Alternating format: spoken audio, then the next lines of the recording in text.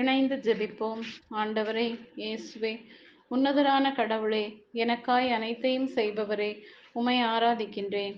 உமது இரக்கத்தால் உமது திருரத்தம் தந்து மீட்டீரே, உம்மை மகிமையுடன் துதியுடன் ஆராதிக்கின்றேன்.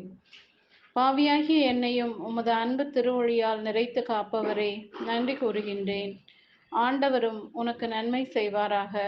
இதோ நீ திண்ணமாய் அரசனாவாய் என்றும் இஸ்ரவேலின் அரசை நீ உறுதிப்படுத்துவாய் என்றும் இப்பொழுது நான் அறிகிறேன் என்று சவுல் தாவீதை குறித்து உரைத்ததை இன்றைய இறைவார்த்தையில் வாசிக்கிறேனே.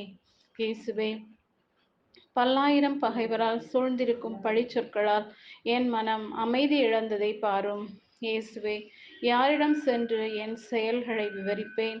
யாரிடம் நீதி எதிர்பார்க்கலாம் என்று உள்ளத்தின் ஏக்கங்கள் வேதனைகளுடன் உமது முன் வந்திருக்கின்றேன். எனக்காய் நீரே வழக்காடி நீதி தந்தருளும்.